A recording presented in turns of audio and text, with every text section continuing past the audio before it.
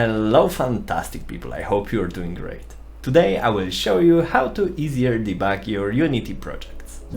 Inspecting the values in real time. It turns out that when the game is running we can always switch to the scene window. And that means we can always click on the individual objects and see values of different variables on their components and scripts. So for example over here I have the knife and I can easily see its rotation changing during the animation. Pausing. Sometimes we would like to investigate values at very specific moment in time. We can do that by clicking this pause button over here. And done. So we see that the enemy character is in the middle of attack, actually just starting the attack, and I can see the knife rotation at this very moment. Inspector debug mode. Sometimes we would like to see a little bit more than just these serialized variables. So over here I have the character controller script where I have only one variable, walk speed. But if I change the inspector mode to debug, suddenly you can see much more information over there. I can see that the rigid body has been attached properly, the same for animator, and I can see that the movement vector at this very moment is 0, 0. So if I go out of the pause and once again click on the character, you see the movement vector changes as I'm moving. So this is also pretty handy. Debug.Break. So it turns out the debug class contains many more useful methods than just log. For example, Debug.Break, which allows us to pause the game at the very exact moment it appears in code. Yay! Everything works as expected. Debug log. You know this console over here, right? It turns out that you can see there not only the things logged by Unity, but you can also log their things yourself. There are multiple methods which allow you to do that with different styling. So for example, debug log, which displays just a regular message, log warning, which displays the message with the yellow triangle, and log error, which logs the message with the red error sign. Debug.Assert. Sometimes you may want to display a message only when certain conditions are met. You can use for that Debug.Assert. How it works, basically you provided a condition and when the condition is false, then it will display the message. So let's say distance from target is larger than 1.5, the exact condition we have below, and let's say the character is not far away from enemy, and is not because again the message is displayed only when the condition evaluates to false. So I'm far away and there is no message, and when the enemy gets closer, yay, the message is spamming.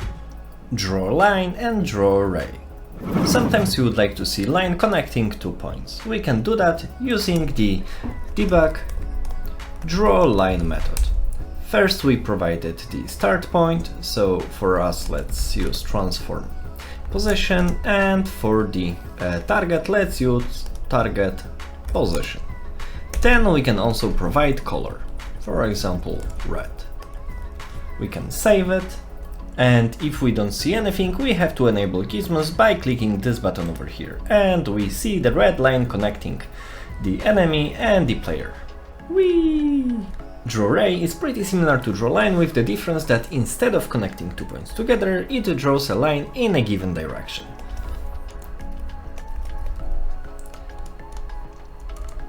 Debug.DrawRay. And first we provided starting point, so once again transform position, and we wanted to look at the rigid body velocity. That will give us and maybe normalize it and give it some extra length, and that will give us a direction of the enemy. So let's have a look at that. You see when the enemy is moving, I see the line. When the character is standing in place, there is no line because the character is not moving, so has no velocity. Attaching IDE to Unity and using breakpoints. So for this tip, I changed my IDE to Visual Studio just because I think most of you will be using exactly that. So there are ways of doing that obviously in Visual Studio Code and in Rider, but just let's focus on Visual Studio. As you see, there's on the left this gray bar, and when you click on it, the red points appear. Those ones are called breakpoints. So basically, when we attach this script to Unity, you will see what I mean by that in a second. When Unity reaches this specific point with the breakpoint, it will stop its execution and focus the code on that line, and we'll be able to see all the variables and all the stuff happening there. Let's have a look at how it looks and what benefits it gives us. So you see I created this breakpoint, and now I'm clicking on Attach to Unity. Okay, I see the message over here that the Visual Studio is ready. Now I go to Unity and I click play. And as you see, the Visual Studio Code focused on this exact line. What I can do now, you see I can hover over any of the variables in above that code to see exactly what is happening over there. So I can see that the distance has been calculated and the distance is 2.43. Of course, I can also hover over here. You see, I can see the exact position of the enemy. I can see the position of the target. So this is very, very useful. Of course, you can also check any other assigned variables. And now a very nice feature. You see over here you have those icons, and basically what they allow you to do, they allow you to navigate through the code. So you can literally go line by line with the script and see how the variables change, where the execution goes. So for example, over here we see that I entered this if, right? But for example, you could create a breakpoint over here. And for example, now let's say I would like to just go forward. What I can do, I can simply click on continue. So it will just allow the script to run until again it reaches the breakpoint. So hop. And you see the next update was called, so I ended up here.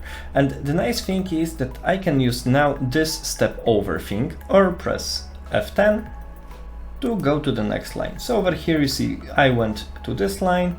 This is not yet calculated, so I'm going to the next line. I can see it got calculated, and now you see I'm interested in, will it go to the if or will it go to else, right?